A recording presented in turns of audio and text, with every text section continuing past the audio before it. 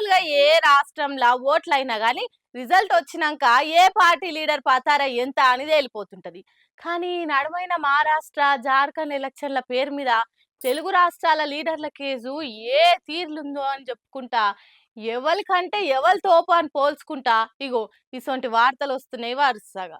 తెలుగు రాష్ట్రాల్లో ఎవరి క్రేజు ఏ తిరుగుందని చెప్పేటందుకు మహారాష్ట్ర జార్ఖండ్ ఎలక్షన్లు గీటురాయి లెక్క మారినైపోయిర్రి. ఈడికెళ్ళి పోయి ఆడ పార్టీల తరపున ప్రచారం చేసిరు కదా మన లీడర్లు. దాంతో రిజల్ట్ వచ్చినాక పరీక్ష బట్టి ఏ లీడర్ పబ్లిక్ లో తిరిగిన కాడ ఎంత పనితనం చూయించిరని చూసుకుంటా రెండు తెలుగు స్టేట్స్ పొలిటికల్ సర్కిల్ చర్చలు నడిచినాయి. పవన్ ప్రచారం చేసిన అన్ని జాగాల్లో కమలం ఇరుగబూచే వరకలా అది పవర్ స్టార్ పతారా అనుకుంటే ఎలివేషన్లు ఇచ్చుకురు జన సైనికులు. ఇటు తెలంగాణ సీఎం రేవంత్ రెడ్డి తిరిగి ఓట్లు అడిగిన జాగల్లా పార్టీ జెండా ఎగరకపోయే వరకలా మీ పనితనం ఏందో పక్క రాష్ట్రాలకు కూడా తెలిసిపోయింది సారు. అయినా ఇంటే గెలిచి రచ్చ గెలవాలి. ఫస్ట్ ఈడ ప్రసారాలు ఇచ్చిన హామీలు నెరవేర్చకుండా మహారాష్ట్రకు పోయి ఒళ్ళే ఓట్లేమంటే ఎవరేస్తారు అనుకుంటే లాజిక్లు తీసి గట్టిగానే హర్చుకురు బీఆర్ఎస్ వాళ్ళు. ఇక్కడ ఇంకో ఇంట్రెస్టింగ్ ముచ్చట ఏంటంటే డిప్యూటీ సీఎం బట్టి కూడా జార్ఖండ్ పోయి హ్యాండ్ పార్టీ తరపున ప్రసారం చేసి ఓట్లు అడిగిండు. కట్ చేస్తే ఆ రాష్ట్రంలో అధికారం వాళ్ళ పార్టీ హస్తగతం అయ్యే వరకలా బట్టిది లక్కీ హ్యాండ్ అనుకుంటే ఆయన అనుసరులు ఆనందంలో పోస్టులు వేసుకోబట్టిరు. రేవంత్ సభలకు మస్తు మంది జనం వచ్చిరు అని ఆయన ఫాలోవర్లు ప్రసారం చేసుకున్నా గానీ ఏం లాభం? ఆయన తిరిగిన ఏ ఒక్క కాడ కాంగ్రెస్ గెలవలేగా అనుకుంటే గుచ్చి గుర్తు చేస్తున్నారట. దాంతో ఈ ముచ్చట్ల రేవంత్ రెడ్డి కంటే బట్టే తోపు అనుకుంటే ఆయన తిరిగే కార్యకర్తలు సోషల్ మీడియాలో చేతులున్నాయంగా సేల్ చేసుకుంటారట.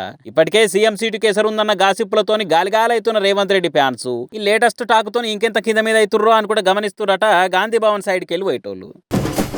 కాంగ్రెస్ లో ఉన్న అందరు ఎమ్మెల్యేలు ఒక ఎత్తు అయితే ఈ ఎమ్మెల్యే మాత్రం ఇంకో ఎత్తు.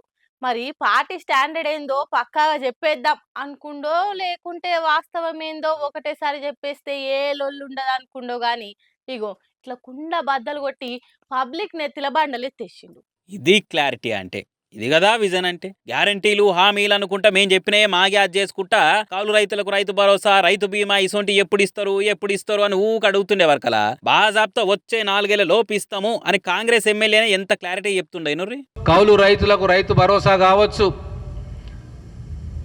అలాగే రైతు బీమా కావచ్చు, రాబోయే రోజుల్లో పంట గిట్టుబాటు ధర కావచ్చు, ఇవన్నీ కూడా మా వ్యవసాయ శాఖ మంత్రి తుమ్మల నాగేశ్వరరావు గారి ఆధ్వర్యంలో పకడ్బందీగా రాబోయే 4 సంవత్సరాల్లో రైతులకు మేలు జరిగే విధంగా మా ప్రభుత్వం ప్రయత్నం చేస్తుంది. వినరా, పక్కా ఇస్తామని కూడా కాదు మళ్ళా ప్రయత్నం చేస్తాము అని కుల్లా చెప్పేసిండు ఎమ్మెల్యే ఎన్ఎం శ్రీనివాసరెడ్డి. అయ్యో సారు 6 గ్యారంటీలను అధికారంలో రాగానే అమలు చేస్తామంటిరి, ఆలస్యం చేయకుండా హామీలను నిజం చేస్తామంటిరి. మరి ఇప్పుడేంది నెల కాదు ఏడాది కాదు ఏకంగా 4 ఏళ్లలో అంటారు అని ఆయన కూడా అనేందుకు లేదు పాపము. ఎందుకంటే నియోజకవర్గంలో ఏ ఊరికి పోయినా మంచి చెడ్డ ఏ కార్యానికి పోయినా ఏమాత్రం వెనుక ముందు కాకుండా ఏమాయ సారు 6 గ్యారంటీలు అని గన్మెన్లను దోసుకుంటూ పోయి మరి గట్టిగా అడగబట్టిరు జనాలు. తెల్లారే పొద్దుకే కుర్చీలో కూర్చొని ఏడాదాయే ఇంకెన్ని రోజులు ఎదురు చూడాలని అడుగుతారు కాబట్టి ఇక రేపు ఎల్లుండి అని ఎందుకు చెప్పుడు, ఒకటేసారి 4 ఏళ్లలో చేస్తాము అప్పటిదాకా మాకు పవర్ ఉంటది కదా అని చెప్పిండే అనుకో. ఈసారి ఎవరైనా వచ్చి హామీల ముచ్చట ముంగటేస్తే అరే చెప్పినాం కదా 4 ఏళ్లలో చేస్తామని ఎన్నిసార్లు అడుగుతారు అని చెప్పి సైడ్కి వెళ్ళి సైలెంట్గా పోవచ్చు అని వాళ్ళ ఆలోచన కావచ్చు అనుకుంటా సెటైర్లు పట్టిర్రు